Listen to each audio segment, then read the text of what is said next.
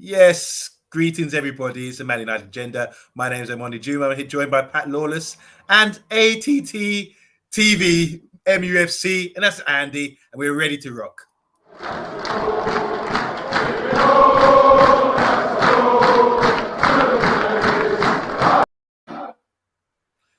Welcome. Sorry about the little intro there. I had a few technical problems, but we're back. It's Man United Agenda. It's 8:30, and we are ready to go. Obviously, we had a couple shows over the weekend because there were a few developments, and we're going to talk about them today. But firstly, I want to just do a little intro because we've got a special guest on the show. Firstly, coming over to you, Pat. How was your weekend? I did see you over the weekend. We were doing a few shows, covering all the news. But how are you feeling today? Fresh new week. Can't complain. Sun was shining. Birds are singing. We got a signing nearly over the line, and look, what a way to start the week on a Monday morning, and to find out we got a here we go from Fabrizio. What a start! Happy days. And you're talking about the medical and possibly Eriksen, yeah? Yeah. Malacia. Okay, here we go. And Andy, how you doing, man? Welcome to the channel. This is your debut on the Man United Agenda. I've seen you in the comments, and now you've arrived full-time to join us in the hot seat. We'll be asking you many questions tonight. We want to get your insight into what's going on with our favourite club. So how was your weekend? How are you feeling? You ready for your debut? Yeah, I'm feeling all right. Just been working. Went to see my dad today. All's good. He's set for the new season. He's not happy with what's been happening, but ain't we? None of us are happy, are we? No. So, Andy, tell me, do you have a season ticket? Do you go to games, like home games? Yeah, I've got a membership, but I get access to tickets through, like you say, I got good sources, good friends. I know people in high places, so high in the sky. You know what I mean? I get my tickets, and I get tickets for my dad and take him. All them years of him taking me as a kid, well, I'm returning the favour now. Good man. So what's your story with Manchester United Football Club? If you want to give us a quick summary about your association with the club and how long and what made you support them and thing, yeah, let us know. Quick first game, 8 years old, FA Cup final via Manchester United, 1983, and it's the 40th anniversary this season. Brighton. So fingers crossed. Yeah, fingers crossed. That will be a nice nostalgia memory for me if we could do that again. And my dad went to Wembley, and I said to my mum, my little brother's just been born as well. I said, "Where's Dad?" And he went, "He's gone to London. He's on the telly. He's going to watch United." So she put the telly on for me, watch United, and I was hooked ever since. At least did you go to replay? Yeah, my dad went to the replay as well. We won 4-0, and like you say, he's 7-8 years old. You get that football bug. I mean, all you had was Star Wars in your life. Then things start to happen, as they say. Oh my God! Yeah, those were the so days. As the rest they say is history. Wow, good. Yeah. Pat, I've never asked you. What's your association with Man United? I've never asked you that. Can you? Oh yeah, those were the days. Yeah. Brian Robson, Star Wars, 80. We big Manchester United following in my family. If you didn't follow Manchester United, you may as well look for a new home. That's how it was in my house. My father grew up in Manchester. Born in Ireland, grew up in Manchester, moved back to Ireland, and that was it. He had red in his blood, and it's passed it on down to me. But if your first game was in '83, Andy, at least I know I'm the same age as your brother, and anyway, that's the year I was born. It's ironic, isn't it? Because I hear Andy talk about '83, and we were celebrating winning FA Cups and that kind of thing. And I think we've sort of come back to that little level now, haven't we? We've had a big stint where we were winning Premier Leagues and major trophies, and now we're back to that level. We don't like it. It's like we're throwing our toys at the pram. But before, I was delighted with FA Cups. Everton beating Everton, Brighton. That was the big time, the trip down to Wembley Way and that kind of thing. But yeah, it's like we have to reset now and come back. And part of that reset is obviously the new manager. Andy, how do you feel about the new manager? Were you happy about that appointment? He's paused. So what do you think, Pat? What's your feeling? Oh, loving it. He can take all the time he wants. He can take all the time he wants. And he needs to rule. We're having a few technical difficulties here, Pat. Are you breaking up, lads? Okay. It's breaking up. Yeah, breaking up. Do you want to You just maybe log out, come in again, see how you feel, see how you reset?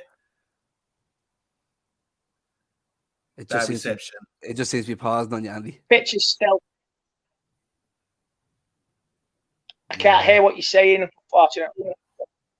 Maybe log out and come back in again. You two are still. I'm still. I can see myself. All right, let's move on with the show. See how you feel. Let's see how you get on. I'm just gonna go see you in a minute. Okay. So we got Eddie in the comments as well. Eddie, welcome to the Man United Agenda. It's gonna be a good show tonight, I'm sure. Karma Connor says big up to the guys. Kate Slater is here. Our very own Shah, how you doing? Saying big welcome to Andy. We've got Edgar in the comments. Andy Tate, brother from another mother, as they say. Paddy's in the house as well. He's saying good evening to Mr. Tate. I want to say hi to Stacey Bloomer, saying good evening. How you doing? Robbie Norman back again. How you doing, broski? Talk him, you obviously backstage with us. He's helped set up the show. I want to say hi to Matthew Bassett as well. Matthew, bruv, respect you. You really sort of helping out with the channel. GMS Limited, evening, guys, he's saying. Who else is new in the comments here? We've got a few. All right, we're going to get on. There's Wildlife Machine there. Is that a new one? I don't think I've met Wildlife Machine. Where are you? Oh, yeah, Wildlife Machine. I missed you. Welcome to the channel, man. Welcome to the channel. Right, guys, in the comments, get your fingers ready because I want you to be typing in. We're going to have a little conversation about the developments of the club. The first one here that we're going to discuss right now is Eriksen. He says yes.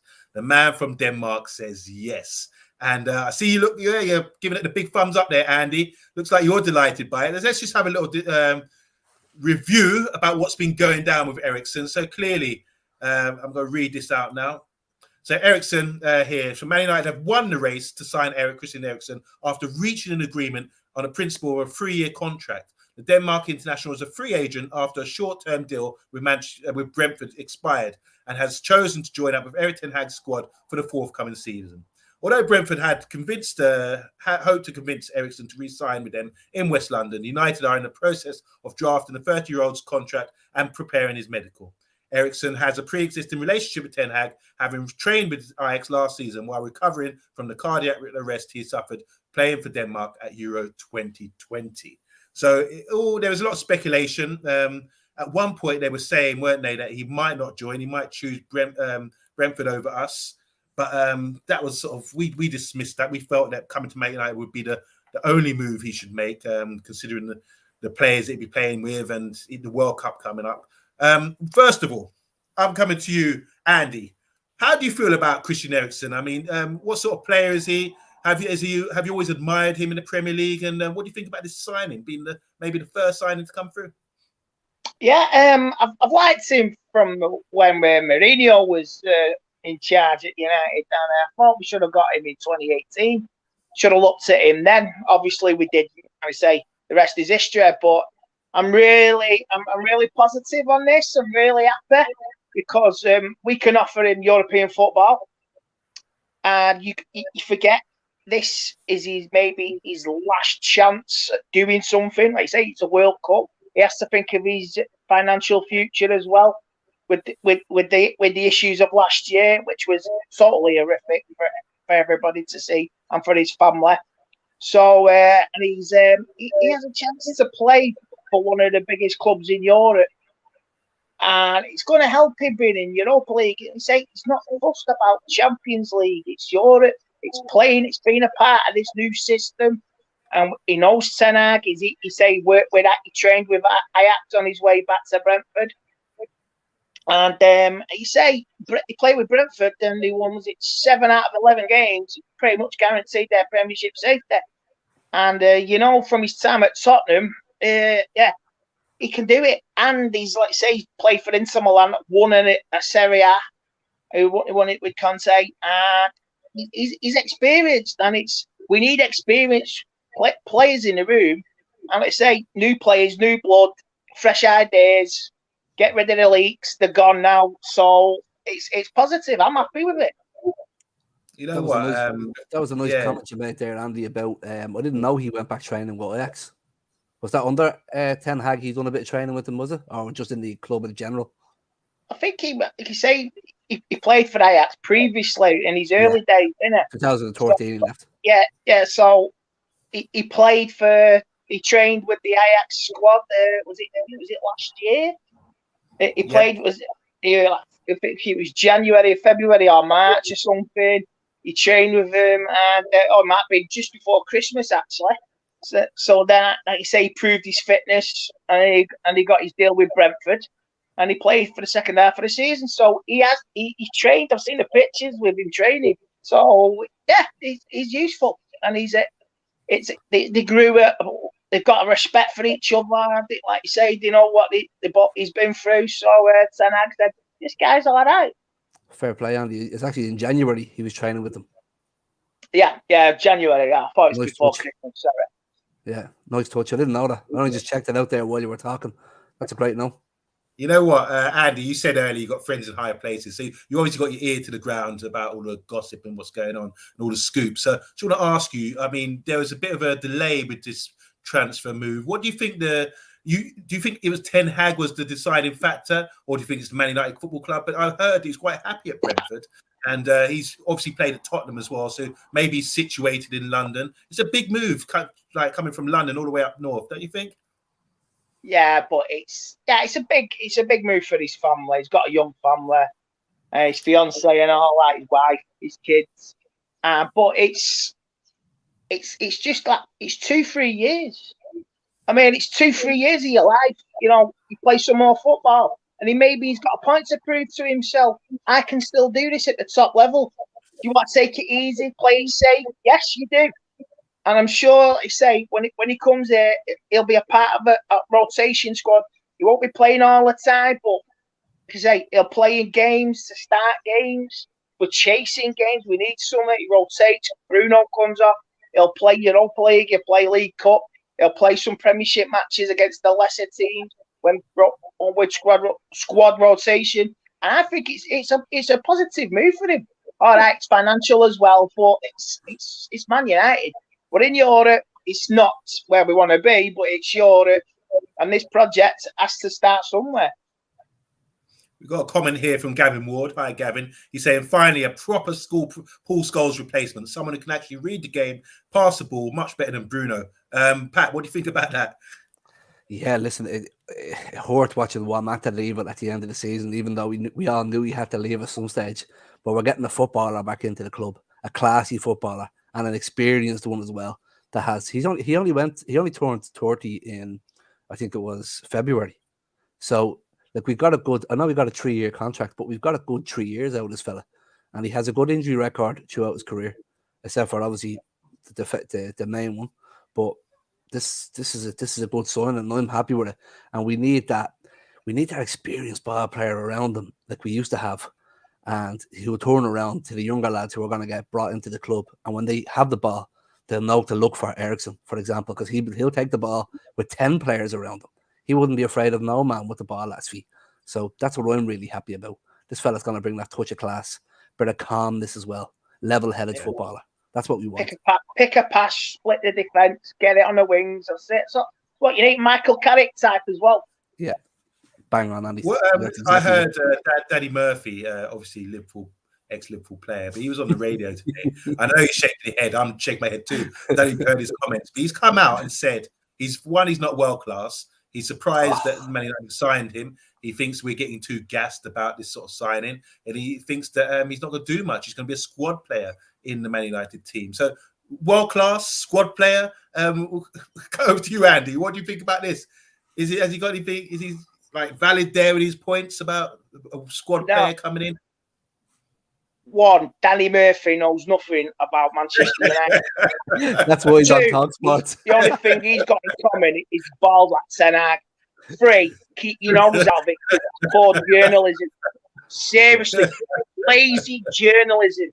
I cannot stand Danny Murphy sometimes. The comments he made the previous week, I thought was totally disrespectful regarding if Danny Murphy with Eriksen getting linked with Manchester United.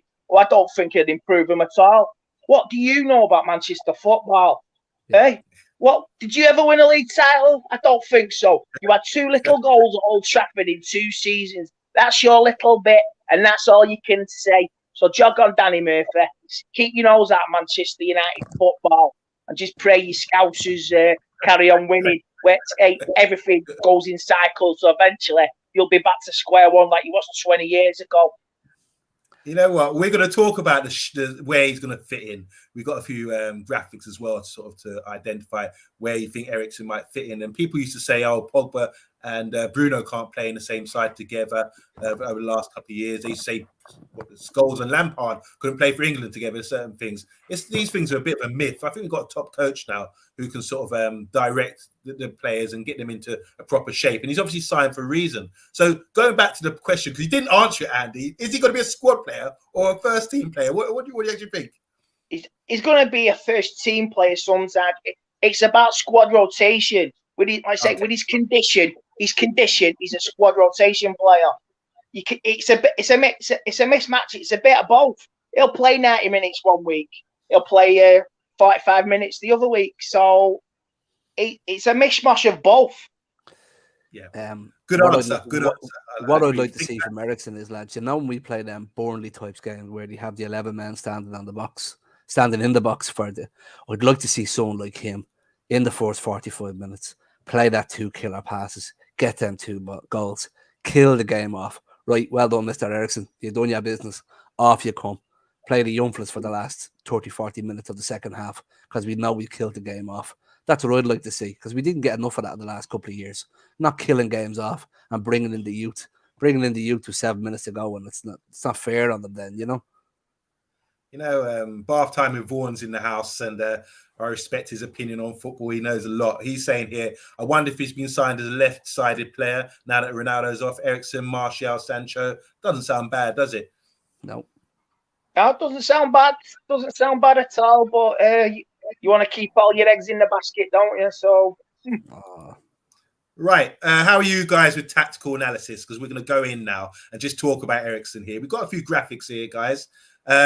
Just have a look at where we think. We don't know the shape yet. We could be surprised. I mean, we've seen Ten Hag play 4-3-3 or 4-2-3-1. He can mix it up, and especially the shape goes out the window. When we've got possession of the ball, you might see a 2-3-5 or something like that. It's really proactive how he has this, gets players in different positions. But we've got a little graphic here showing Eriksen as a number 10, maybe in a 4-2-3-1.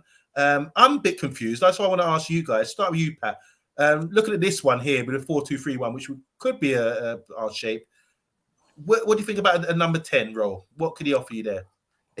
This one here looks good. It looks good on paper, but I just feel like we're going to shoehorn Van de Beek, Eriksen, and Fernandes into the one team. I was kind of thinking that would have been where Eriksen's playing in that formation there. Would that be kind of just kept for either Bruno or Eriksen and Van de Beek, or just keep it for Bruno and Van de Beek for the whole season, and we keep it for Eriksen for somewhere else on the pitch? But look, I don't mind that. Anything's better than McFred from last year. So this is going to be pure ball playing football team that you're not going to be able to get the football off them if these boys keep the ball at their feet. That's right. Andy, what's your opinion here of this shape? 4-2-3-1 and Eriksen in the hole, and number 10, creative force. You see him playing that sort of role? Yeah, I think he can play in sort of role as well, and he can drop back and replace McTominay and play in that position, left midfield, and he can, like I say, he'll rotate with Fernandes on the left wing. They'll come in, they'll swap their interchange. The Sancho side, I'm not so sure about.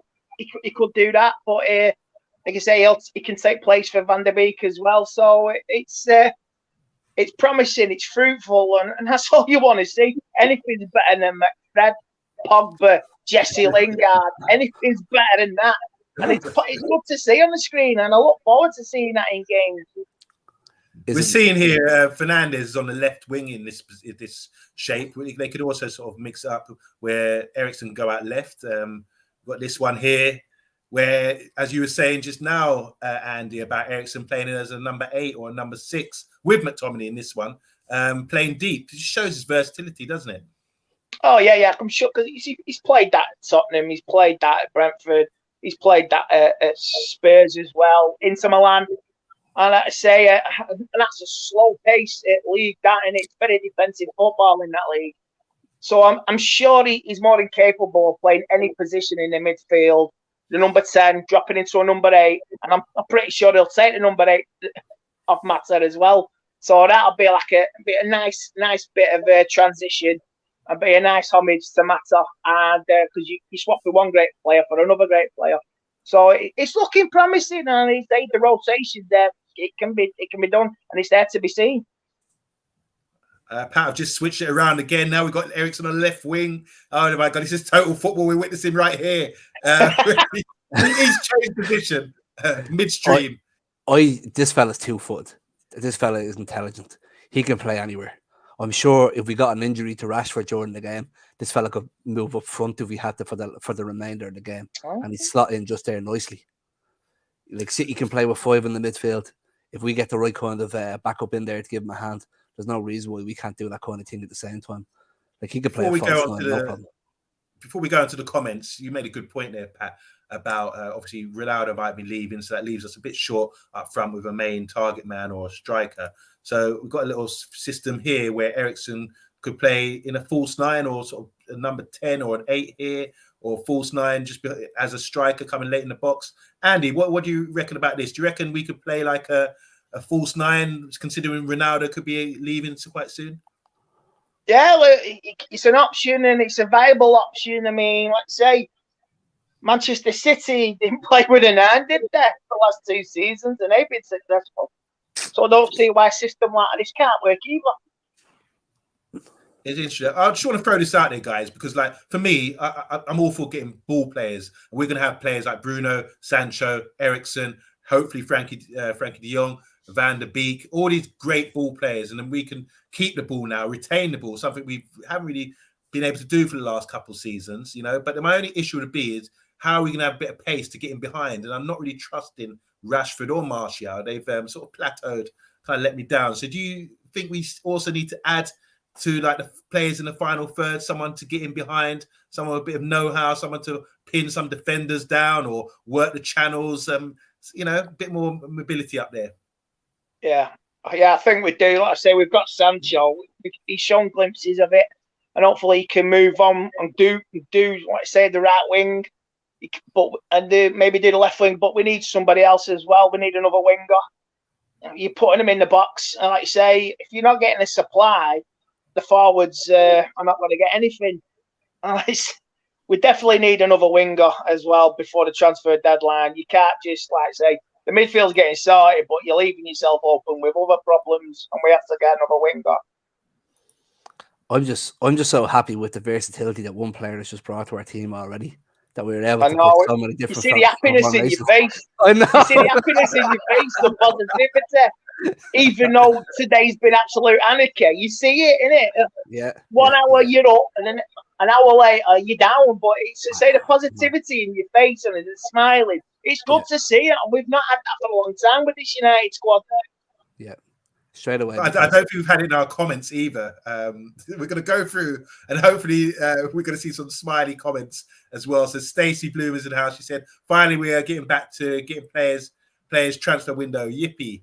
Very happy about signings. Callum McConnell saying Eriksen is a great addition. I have been saying in the chat and on the show that the deal would be done. Okay, it took a bit longer than expected, but I knew it was going to happen.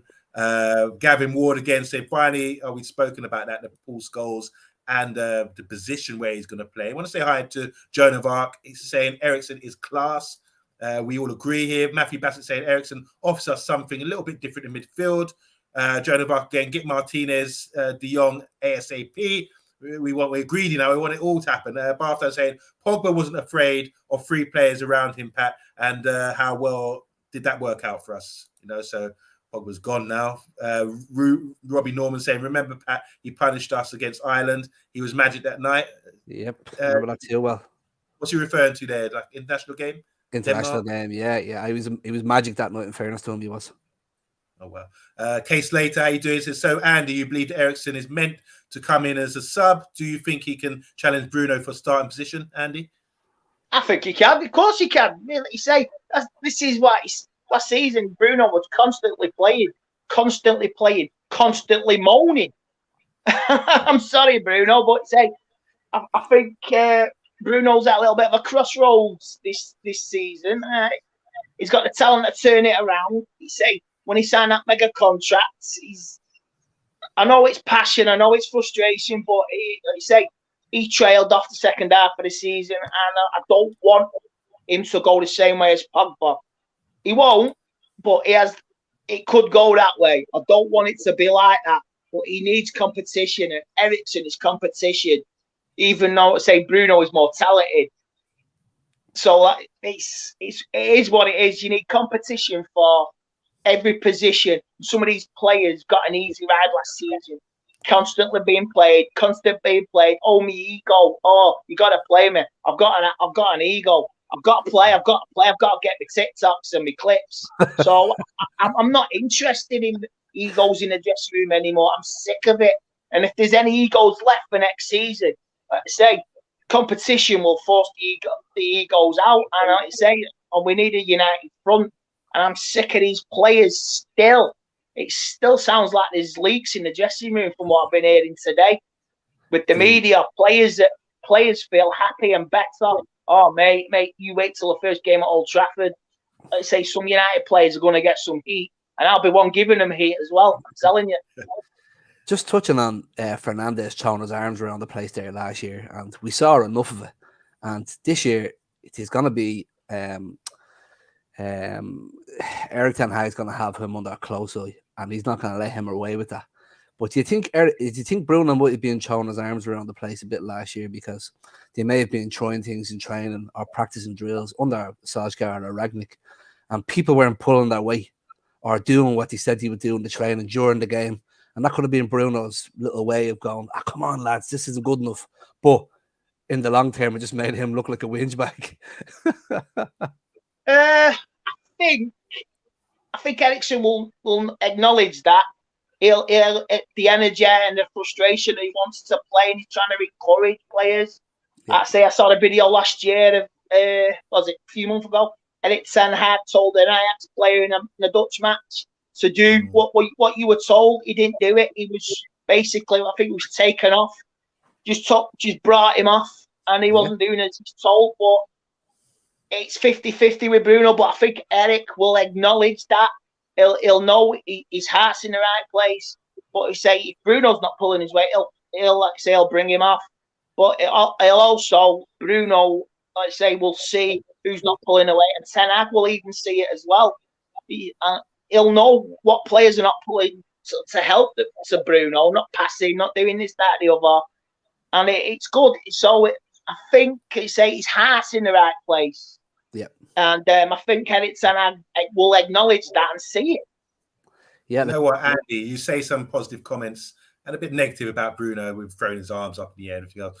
He was considered last year when there was an issue about the captaincy. He was considered as one of the guys who could take the armband. How do you feel about that? Yeah. With the other circumstances going on, I would consider him for captain. I would. Him and De Gea, obviously, things are happening with another player who we're going to move on to later. But I'll be honest now, I don't want Harry Maguire as captain next season. We're going to bump heads, mate. We're going to bump heads. We will bump heads tonight. Let's not go there. Ruin the show. Just doesn't like you. All right, let's go. Let's move on. Emma's saying squad players need to be good so your standards don't drop when you rotate. Emma, another gem there. Hi to Brush. Hi to Matata. Bath Time here is saying Eriksen will be a squad player, but hopefully playing games where we're going to dominate the ball, which will be the forte next season. What Bath Time said there. There's no way Bruno is going to get that run of games constantly ran into the ground like it happened the last 2 years with class like that, like Eriksen on the bench. And we might see an extra level of Van de Beek this year now if he's going to be playing the kind of football that Erik ten Hag wants. So he might be a bit of a lump of coal shining brighten out this season, hopefully, you know. Bath Time saying the midfield could be De Jong, McTominay and Bruno. Gavin Ward saying we got him for his creative brain and vision. He will be the conductor in this orchestra. Yes, playing some beautiful brand of music, which we're probably not used to. Yes, RB Bark. Speaking of just going into this, because this is what I always have a bit of beef with, Andy, with the fans. Do you think the fans will be appreciative of this new brand of football? Would they give it time? Would they be patient? I remember under Louis van Gaal, it took them some time to adapt, and they started booing. What's your feeling with, like, when you go to the ground? Do you reckon people will start booing straight away when it's maybe a bit slower or a bit more possession based? I think after last season, the fans will give all the time for this new system to be implemented. Obviously, if the players are not pulling away into this new system, the fans will let the players know. Believe me, I say the entire fan base has got Ten Hag back on there. Totally committed, totally backing him 100%. You could take 5 years to get it right, mate. Don't have to be 3, it can be 4 or 5. I just want to see some football next season, win some games, move up the league, and see how we do. Because, I say, we were all sick of last season. Actually sick to the back team. I switched off at the end of the last season. I went on my holidays the last 4 or 5 games. I didn't give a hoot about any of that squad. Bar Ronaldo, Sancho, and De Gea. I wasn't even interested.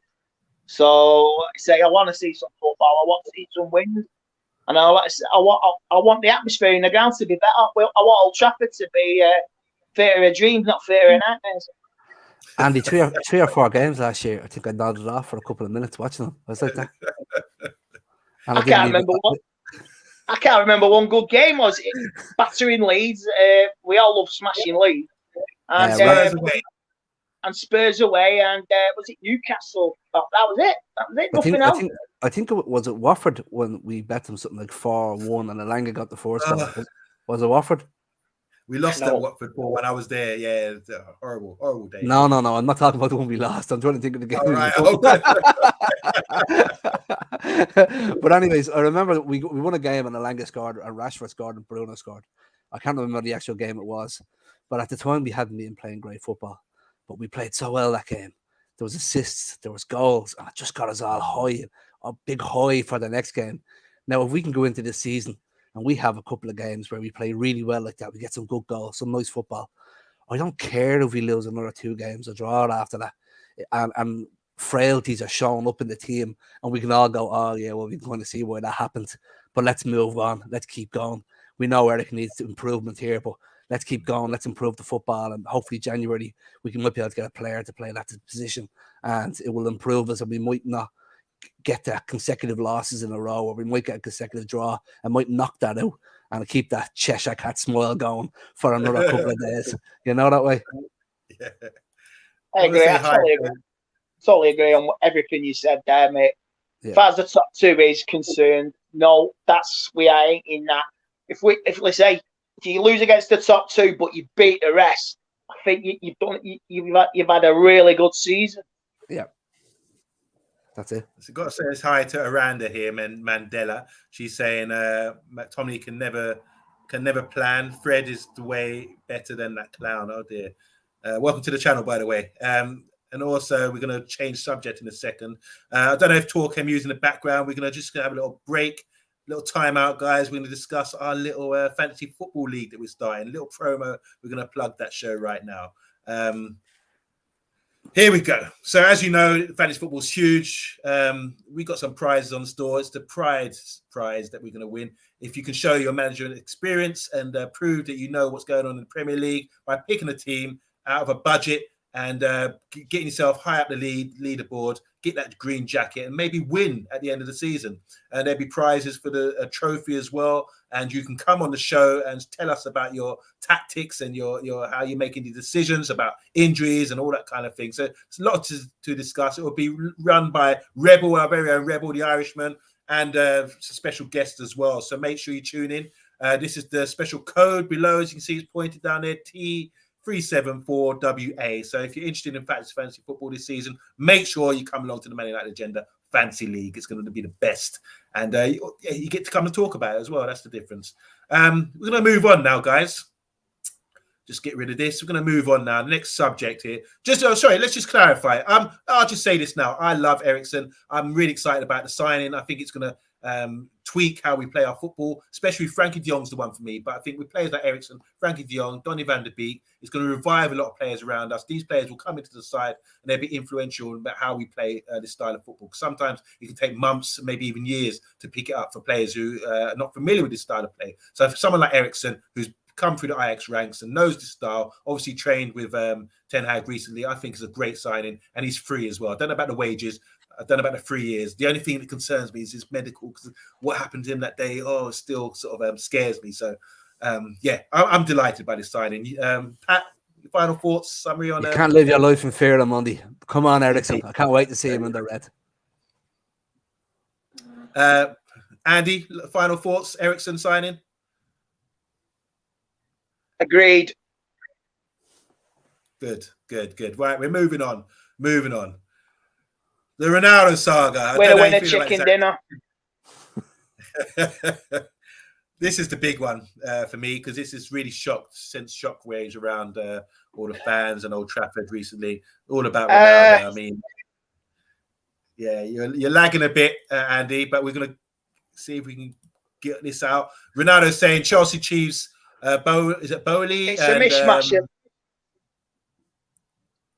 And actively discussing the Man United star's future for Ronaldo. Chelsea exploring the prospect of signing Manchester United striker Ronaldo. Ronaldo has requested United listen to offers for him this summer. The Athletic, which is a credible source, reports United have insisted he is not for sale and have underlined that he's under contract for another year. But the Premier League rivals Chelsea are now eyeing a move for the star forward.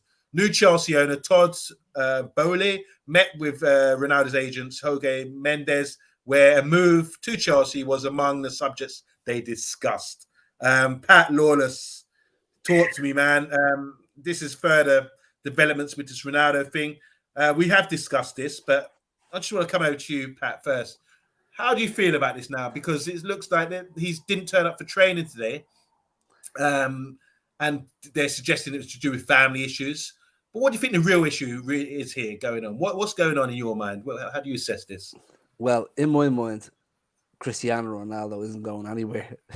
That's what I want to happen. Whether it happens or not is a different story.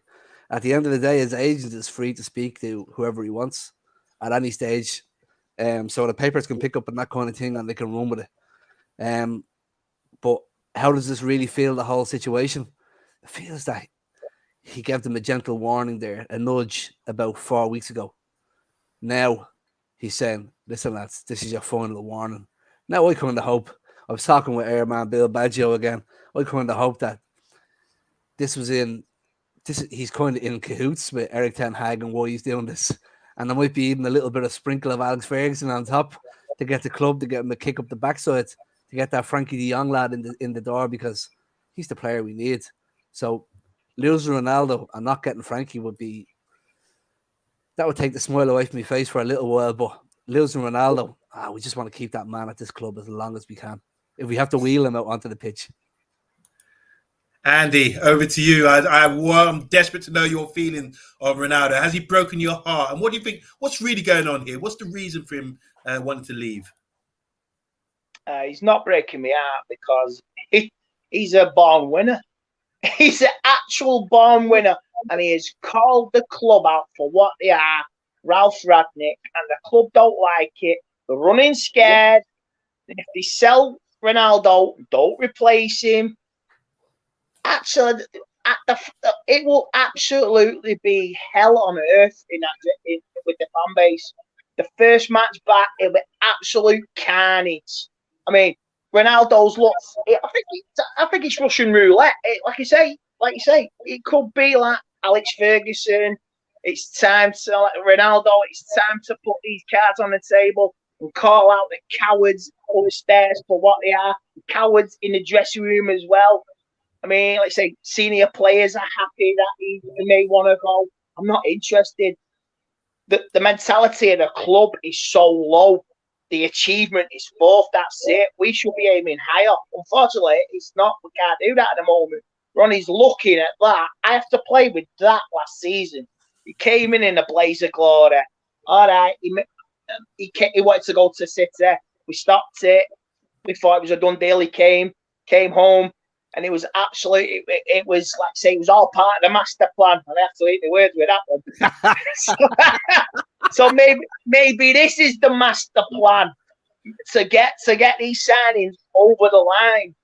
Like I say, playing rush. Maybe Fergie's have something to do with this. Like I say, I don't think he has, but you never know. From afar, him and Ronaldo were in cahoots, and he's like the people upstairs, they're running scared because if you sell him and he's gone and you don't replace him, we've got Marcus Rashford. Oh, we've got Martial. Doesn't cut it with the United fan base, I'm telling you. No way. Andy, he's just hit the nail on the head for me there.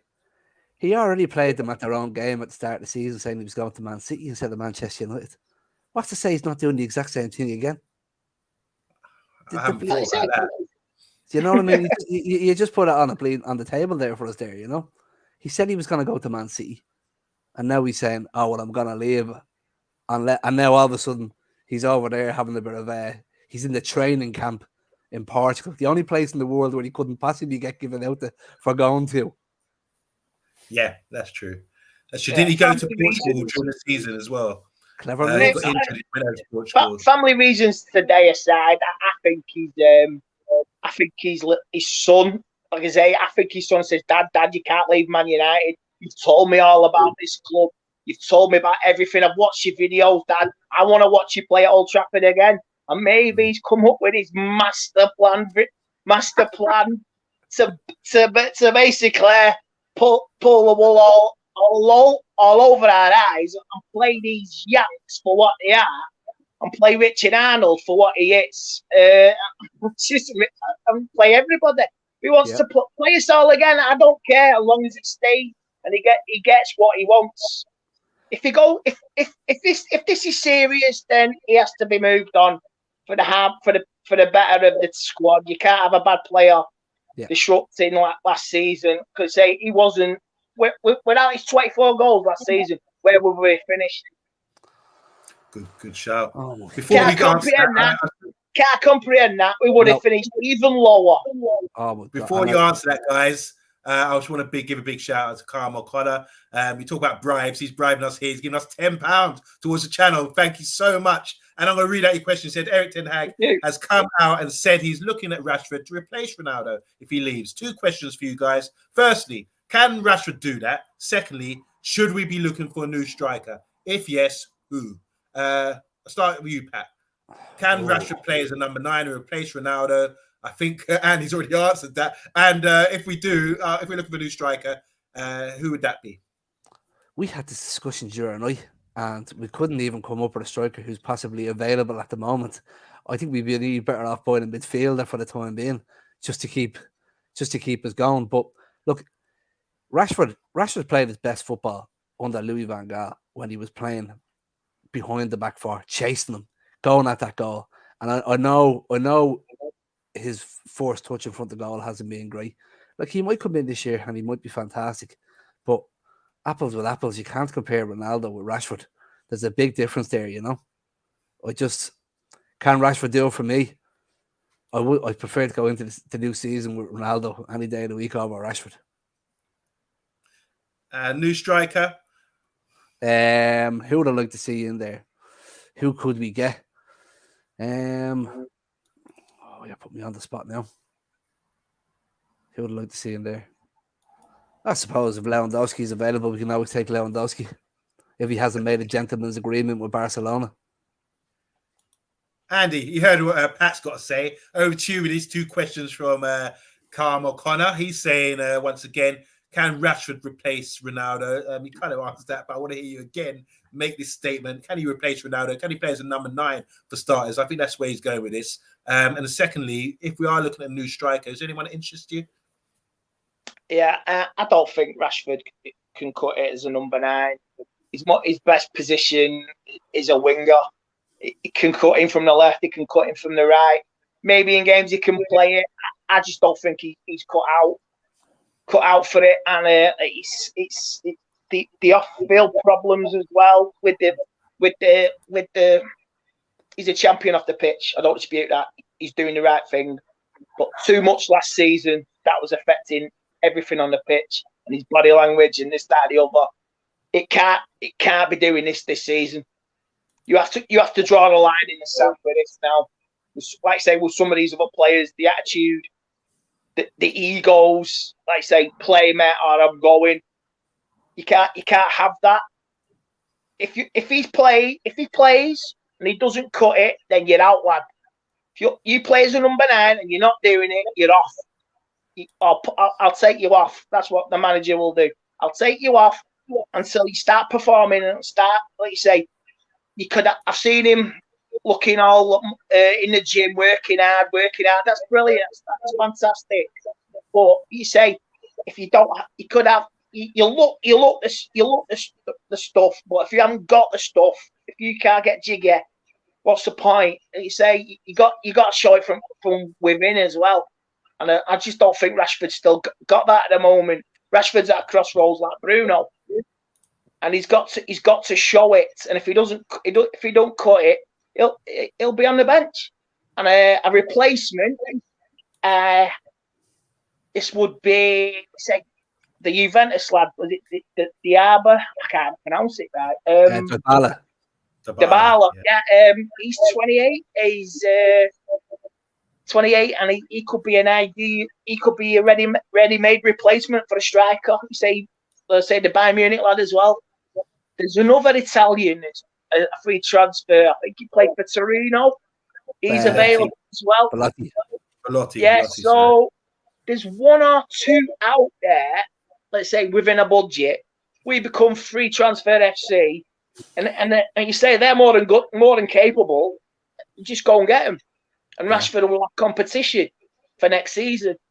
You say, Ronaldo, you got replacements there. Short-term solution. You say you can't start the season with Rashford and Martial.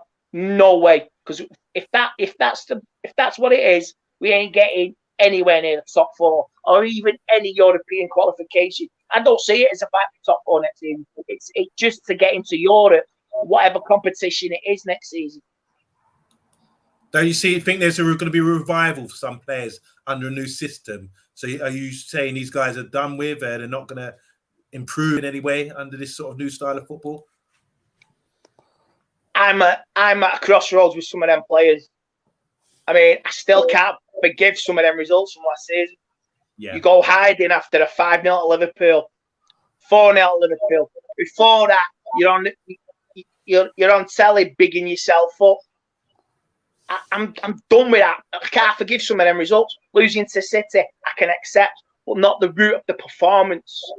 Losing to other teams as well, it still irritates me. I'm sure it still irritates some of you guys and other fans. They just go hiding. I want to see fight out. If you're going to lose, at least go down fighting. If we get spanked again next season by City, Liverpool, but we go down fighting, I can accept that. I can live with that. But I will not tolerate running away and hiding. And I'm sure Ten Hag and United fan base will not tolerate this again this season. Just stand up and be a man and be counted. You know what? Just going to take a time out quickly. I just want to touch on a few comments. A few newbies in the house. So from Vincent saying that Ajax player was not the only taken. He was booted out. He was not only taken off. Sorry, talking about player Ten Hag was arguing with. He was booted out of the club as well. Right. Right, I get you. Right. There you go. Mike's in the house. Hi, Mike. How you doing? Welcome to the channel. A couple more. We've got Colin Lynn. Me, where Man United, here we go, she says. And a couple more here. Want to say hi to. We had you on yesterday. Farcour says, still proper fed up, lads. Evening, by the way, bag of shite, he's saying. And lastly, I just want to say this, guys. 70 up in the chat. Make sure you press the like button, press subscribe as well. With a Man United agenda. We're here 8:30 every night of the week, and we're ready to go. We got a special guest. Obviously, it's Andy in the house today. So, Andy, you're not going with Martial or Rashford. Pat, is there anything you want to end with this Ronaldo deal? Any other rumours or any kind of speculation about it? Fingers crossed now. He's sitting back in his villa now in Portugal, having a little phone call with Sir Alex going, I think it's working. I think it's working. Can I just add? The master plan. You know what? I did not consider this at all. It's only you plant that seed in my head now, and I'm like, oh my god, yeah, this could actually be right. You know, because Ronaldo's actually come out. Thank Bill for that. Yeah, I didn't consider. I did not consider it at all. But yeah, James Bond playing Dr. No at cards. Yeah. Austin Powers like that. Who knows? Can you imagine? He's playing the Glazers. Ronaldo's playing him like Austin Powers. You know what I mean? All right, we're moving on. Third and final subject before we close the show. And obviously, yes, we finally made a signing. That was Malacia, the left back from Feyenoord. Bit of a dynamo, isn't he? He's a bit of a like really fiery player, up and down, gets his tackles in, gets touch tight with attackers. I like how he plays, but he's signed for us now. Kind of cheap. It's a really nice cheap deal. And he had a medical, but it's taken a couple of days. It's a bit worrying. There's a few question marks. And why hasn't it gone through yet? It's just a bit delayed. But I'm just going to read out a little statement about our boy. Welcome to the club. It's Manchester United reportedly closing in on the transfer of Feyenoord left back Tyrell Malacia.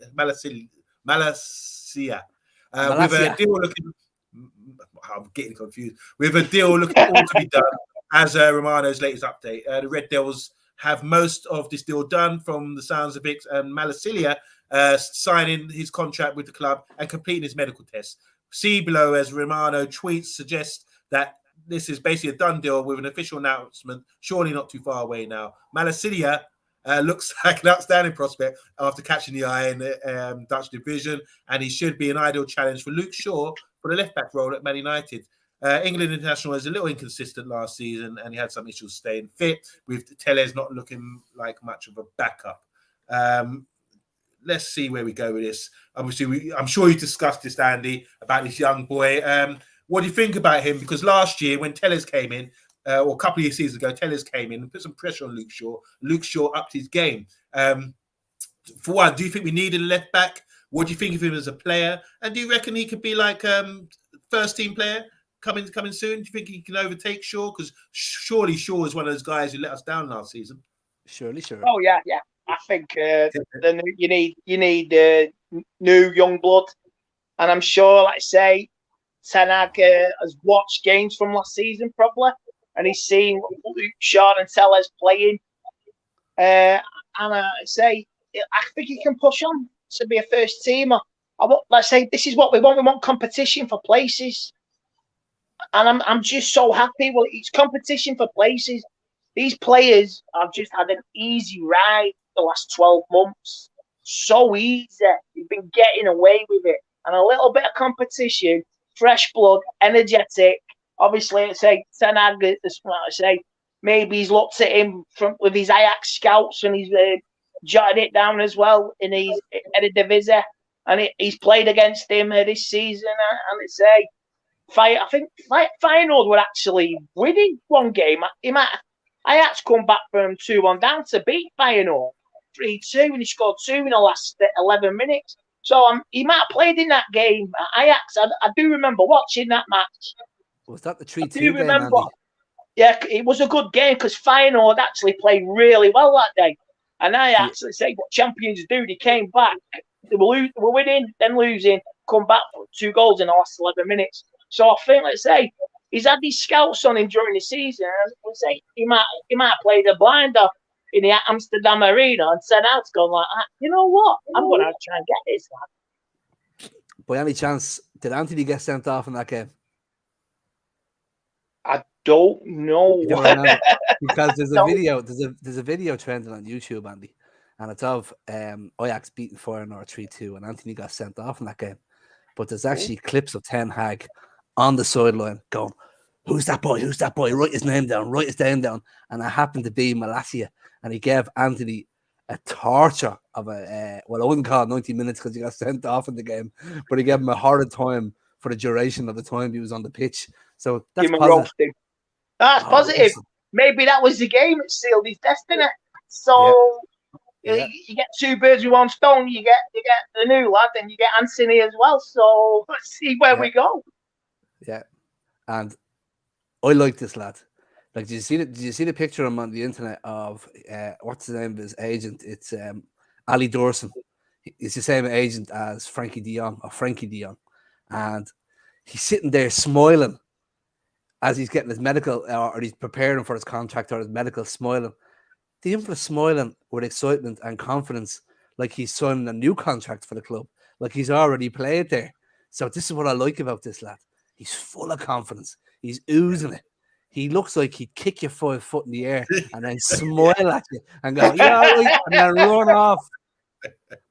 And you could probably That's what you need. We need a bit of a Vidic type presence in the back forward, or say a Yap Stam type. We need let's say Stevie Bruce type. Let's say go through brick walls, make really good tackles, take the player out. Let's say obviously without conceding any free kicks or that. That's what we need, and we've been lacking that for a long time. From the compilations of videos of seeing him on the internet, like people are going, he's just like Aaron Wan-Bissaka when he came to Manchester United. But Aaron Wan-Bissaka used to let players run past him, and then he'd recover the ball. This fella kicks you up in the air as the ball's coming to your feet, with your back to goal. So this fella is a savage. So I'm really hoping he's going to bring that positive energy that's going to give you that. I hate mentioning his name because he left on a bad vibe. But you remember when Tevez used to get the ball? He used to lift you off the chair and you'd be like, oh, come on, Tevez. And he'd dart up the pitch. That's what this fella has in him. He has that. He's sort of an energetic Yorkshire Terrier. Oh, so that's what United need. Like an energetic dog.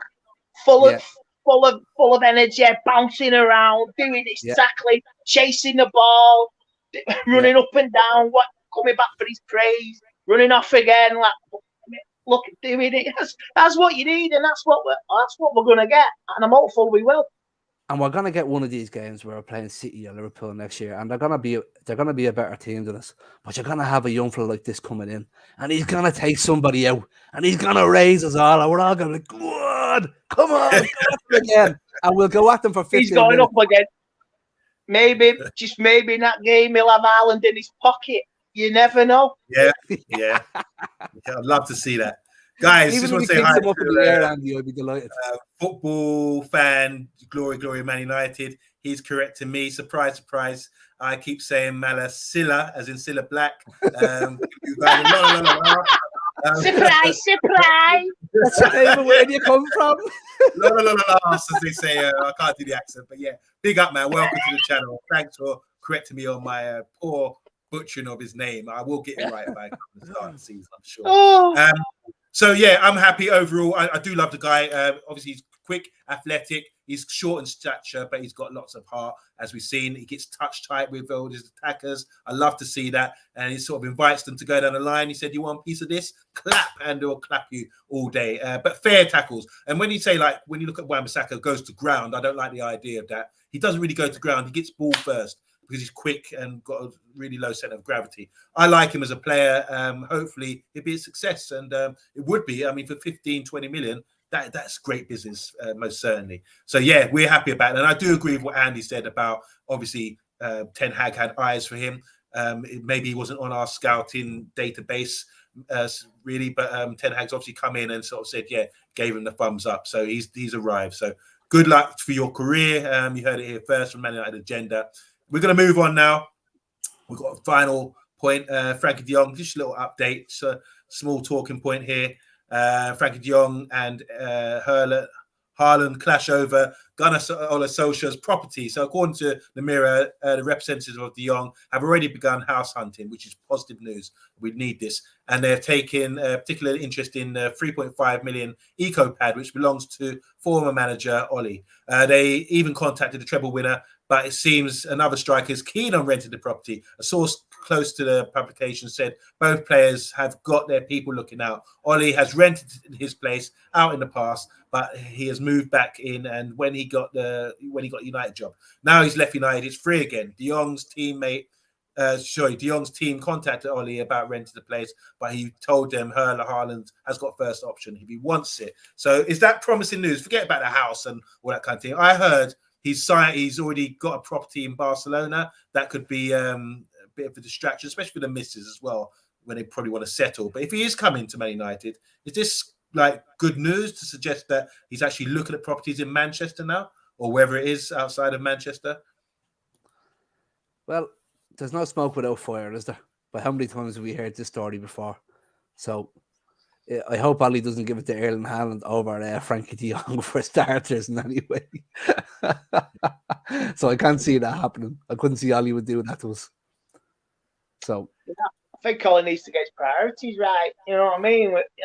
You need the perfect house tenant, and you're giving it to somebody, like you say, you may be mates with him, but where's your loyalty to your club, Ali? yeah, give him the garage. You know what I mean? Where's your... Well, I say, you're not going to get in house arranged with any of them. It's rented out, you know what I mean? But where's your loyalty? Alan may offer more money, but where's your loyalty to the new United system, the new players? So I don't think it would take long to change Ollie's mind if you got a phone call, you know. yeah. Does this excite you guys? Because clearly, I mean, it's stalling. We've heard what the Barcelona Porte said the other day, saying, "Oh, we're not going to sell." We've heard we sort of grabbed onto any kind of news. We heard Frenkie de Jong while he was sitting in front of Barcelona press saying, "Oh, this is the biggest club in the world." Are you still question marks whether this deal will go through? Andy, what do you reckon? It has to go through. I think if it doesn't, they're gonna, let's say Man United, let's say they may walk away and think they're all right, but I don't think the fans will be happy. No. There's a new the kit launch has been delayed by a week, so I think Man United are desperate to get this over the line. You say if Ronaldo isn't there at the kit launch on Friday or next week on the pre-season tour, they're going to need somebody to fill that void. With the greatest of respect to Christian Eriksen, I mean, it's not you're not a shirt seller. You're not a shirt seller, but De Jong is. You say it's a shirt seller from a financial. I don't like this financial point of view, but if you can't put Ronaldo in the new United shirt, who are you going to put? What's the next best option? So I think United have to get this done. They have to get this done with the new kit launch, and these players will be showing off this new kit next week. Do you think we still suffer from that same lag of the last couple of years, Andy, where we're, for some reason, with all the money in the world, we're incapable of signing more than one player at the moment? And that's why that Keane brother was brought in to assist, and we happen to do 2 signatures close to in the space of a week. Do you think that's what it might be? I think a legacy of Woodward is basically wrecked our transfer negotiations over the last 8-9 years. Yeah. And that is Woodward's legacy. Money, I'm a banker. He's been playing Football Manager. That's what he's been doing the last 8-9 years. Star signing, this, that, the other, get the shirt sales up, I say. And now we have to start from scratch. It's going to take time. Man United, let's say, Keane's brother, Bill Keane's brother. Yeah. So he's on an 8-week contract. So if he's helping signings across the line, maybe he might get a permanent job out of this. So I think they take United starting from scratch. Yeah. Basically, they're starting they're in the bin, they're in the waste paper bin, and they're trying to crawl themselves out and get themselves onto the top of the machine, get on top of the table, right next to the fax machine, on the internet, and the phone, and that because basically we're in the bin when it comes to transfer negotiations. We had a laughing stock. We're all crumpled up and we're in the bin. So we have to go out and start again. Yeah, and it seems like with the quality of staff we have to sign players, it's like we got the agreement done for the proposed 65 million done in a short enough space of time. But it's like we don't have the financial. We don't have the qualified backup to get this 20 million of add-ons across the line, and that's what seems to be slowing everything down. Now, bearing in mind, this Laporte fella, he's a Spanish politician.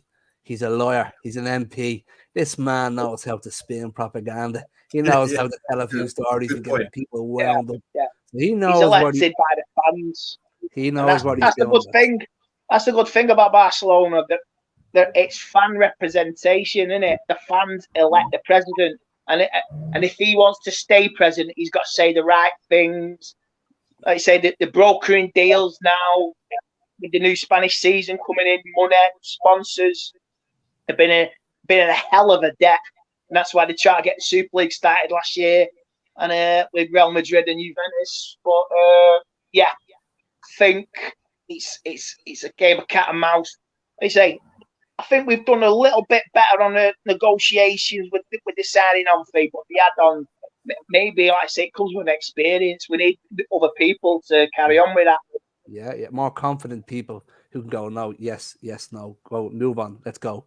Like, man, Laporte turned around in the same conversation or the same, I don't know where the source came from. I just got it from Fabrizio Romano, but he basically turned around after what he said about Frenkie de Jong is settled here, basically, and just to let you know, Lewandowski, everything's sorted out, everything's fine with him. We just haven't signed him yet, but he's happy. He's coming to us, just to let you know, just to keep getting that big spoon out and go on, lads.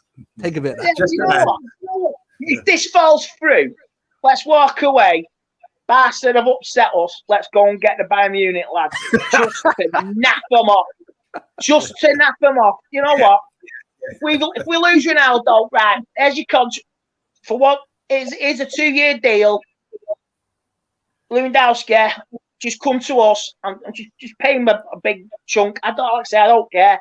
If we lose Ronaldo, if we walk away from the De Jong deal, let's piss off Barcelona. They're playing hardball, playing silly. We'll just do that to them. Yeah. I like that idea. Just quickly, I want to just go through a couple of comments on this subject. So, football fan Glory Man United says De Jong has to take a significant pay cut to stay at Barcelona. That's a good point for us. Casey saying Barca signed Kesse yesterday from AC Milan. That was on a free. Bill Badger, how you doing, Bill Badger? Enough respect. He says, well, that's because they are effed and they need us to sign Frankie. And finally, Matthew Bassett has also added, Barca have registered Kesse and Christensen. Remember, there was an issue about they had to register players as well. So it also, when you weigh it up, it does seem like there are a lot of reasons why he should come to us. Barcelona kind of pushing him out the door in some sense, you know. The guy actually really enjoyed when he signed for them. He was delighted, wasn't he? He wanted to play for them. But it seems like now he's not really wanted, and it's more of a financial thing, more so than a footballing thing, because Xavi seems to like him as a player. Just quickly, before we end on this subject and go on to any other business, how good a player is Frenkie de Jong? I mean, obviously he's good. He's going to be good in our system, but has he sort of been on your radar before? This is someone you look out for to say, oh, what a great player, a 25-year-old Dutch baller. What do you think, Andy, as him as a player, like in general? I know we had a good run with the Ajax, got to the Champions League semi-final. Basically, they came within a whisker of getting to the Champions League. I mean, they played some cracking teams that season. So they beat Juventus, they beat Real Madrid. He played a part in that. I've not seen him play at Barcelona, I'll be honest. Like I say, I watched Spanish football, but not for a few years now. I mean, in my time watching Spanish football, it was Messi, Ronaldo. Every Saturday night, I would watch it with my dad, and I would enjoy it after coming back from Old Trafford. So I've not seen Eriksen, De Jong play for Barcelona. So I've only seen him in his Ajax days. So I can't really comment on what I've seen playing La Liga. Yeah, I would be the same. I haven't seen enough of him to be able to form an opinion like a proper Barcelona fan who's been watching them week in, week out, who sees the ups and downs and the good and the bad. But what I have seen of him, and I've discussed this with Amandi, he's probably the closest thing we would see to a Michael Carrick type of midfielder who just takes that ball, slows the game down, sprays it. But when he wins it back, he's standing up. He's not throwing himself into the ball, and he's pressuring them. So he seems like the main piece of the jigsaw we need for that midfield. So I'm kind of hoping we get him because we seem to have a lot of players. We seem to have a lot of players who can play outside that position, but behind where Frankie plays, we don't have the quality to go into a new season without that kind of player. That's what I think myself. We can't do McFred again. I'm telling you. I'm losing my hair, man. I'm losing it anyway. But the final word on Frenkie de Jong. We go into the comments. Adesh says top 10 midfielder. I think he means in the world. Mark Edmund, all the way from Australia. How you doing, Mark? He says De Jong is instantly our best midfielder. Bill Badger said up there with Modric. That's talking about Frenkie de Jong. I want to say hi to Tyrone. How you doing, Tyrone? He says Frenkie de Jong is a complete midfielder. He can do it all. Unbelievable signing if we can pull it off. And finally, Adesh again is saying Frenkie was after Messi. There was their best player, but Koeman left, and they had a form crisis under Xavi as he was coming back. So that's enough on Frenkie de Jong. Fine, we're going to wrap it up very soon. I really appreciate all the comments, guys. There's 63 currently watching. Make sure you press the like button if you want to support the channel. I'm going to go to any other business now. This is a part of the show. We just, if you've got your ear to the ground or you heard something during the show, any other news going on around Manchester? Let's start with you, Pat, because you seem to be the man of the plan when it comes to this. I'll be honest with you. I've been so focused on watching what's coming out of Ronaldo today, of watching the Athletic. I haven't really heard anything else at the moment. I'm just fingers and toes crossed at the moment. We might hear something about Martinez, or we might hear something about Anthony. But I think at the moment they're focused on the young, which I hope they are. But I'm kind of hoping they have a gentleman agreement for at least one of the Ajax players. So after they get De Jong tied up, if they get De Jong tied up, they just swiftly move over to Ajax, and we get one of the players off them that's most important to us at the time. But what we need would be Martinez. Heard it through the grapevine? Anything going down, Andy? To be fair, no, I've not heard anything. Like I say, my phone was buzzing about 2 o'clock with Christian Eriksen. My brother phoned me up and have you heard this? Have you heard that? Yeah. And he told me it's like he's formally agreed, but I've not heard anything about any other players. Obviously, the Ronaldo issue has dominated Manchester today, absolutely dominated. We're going to find out in the next couple of days what's what you say. Is he going to play him like the master plan, Ronnie? I hope he is. I hope he's forced the hand of the Glazers. Nobody likes them. They might be nice people, but they're nasty businessmen. They might have the heart on this. They might be honestly nice people, really nice people. But for the people of Manchester, they're nothing but a virus, a plague, a locust. But I hope we get some good news by the end of the week and some players. Like I said, we've got 2. Fingers crossed. Hopefully, we'll get another 3 or 4 and keep King Ronnie. Guys, with the Man United agenda, we've got a lot going on in this coming week. Obviously, every day at 8:30, there's going to be a show put out. Thank you for everyone who contributed today. Make sure you come back tomorrow at 8:30. Also, on the 12th of July, we're playing Liverpool. There's going to be a live watch-along. Talk MU obviously does our watch-along with his brilliant commentary. And we'll be covering all the preseason games as well. And be in touch with Jay and the boys from Stretford Paddock as well, as they're going to. Oh yeah, they're going over there. They're going over there. Yeah. So my boys are going over there. God help Thailand and Australia. I can see deported stamped on some of them passports. Andy, I'm waiting for one of the podcasts where they're all talking with this. Yeah, and we're over here because they're all shot, wrecked, need their beds. Let's hope it's a happy ending. I'm gonna do something when they're in Australia. Maybe there's something in the pipeline. Well, I'll talk to the Australian fans. That's what I've been told. So something's going to get started there. Even though I wish I was going, I wish I was there. No, we are. But, yeah, I'll say I'll be there. Like you say, I'll be there via the power of technology. Speaking of being there, Andy, you've been there for us tonight, and we really appreciate you. Great insight and your passion. I love your passion for Manchester United. Can you give us a little ending here about where we can find you, where people can find you on social media, and a little final message for the fans out there, please? All I can say is, like, the fan base is fragmented, split. People hate players. People love players. YouTubers, just get back. We're all backing the manager on this now. Don't be led down a garden path by the stories, the rumours. We need a united front from the players in the dressing room. Certain players need to up the game. We all back the manager, and they say it's going to be a big season. What do you want to do? Do you want the glory days back? This is like I say, we're going to take some hits this season. I said this on Paddock last season. We're going to take some hits. We took enough hits last season to last a lifetime. We're going to have to take some baby steps again this season.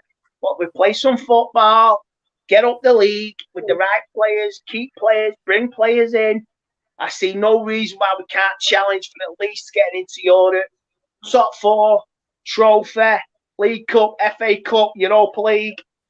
If it's top 6, Europa League, I don't care. I just want to win a trophy. I don't care if it's a cup. We ain't winning the league. We ain't, like I say, I want a trophy. I want to play some football and have some enjoyment. Apart from last season with absolute garbage we was watching last year. Where are you? Where can we find you, mate? Oh, yeah. I'm on Instagram. It's _MUFC_Tate. And I'm currently joined the world of TikTok. It's amazing how my TikTok has gone crazy within 24 hours. Got 2,000 people, and I've not said I've done anything. that means you can go live. Yeah, I'm on TikTok. I do it for fun. TikTok's fun. I do it for sci-fi stuff because I like Star Wars. I like the 80s, nostalgic. I'm very fond of me upbringing in with my family in the 80s. I treasure it. I value my family. I value anybody badmouths my family. I want to say I will defend them to the hill. Like you say, if you want to have a go at me, have a go at me. That's fine, but leave my family out of it. Can I be part of your family? Because I want to be protected like that. One phone call, I can. Oh man, yeah, mate. I say, you know Jay, mate. You know Jay. He knows the Eriksen crew, Eccles crew. You know Jay, so you're protected already, mate. Like you say, you know Jay. I'm sure he's got your back anyway. I hope so. And you've definitely got the Man United agendas back. I really do appreciate you coming on today. Yeah, I'll be back again. I'll be back on again. Make sure you do. Because you're part of our family now. We're united. Pat Lawrence, big up, man. Thanks again for representing. And big up, Andy. Thanks to everyone in the comments. We're signing out until 8:30 tomorrow. God bless you. And we'll see you then. Bye-bye.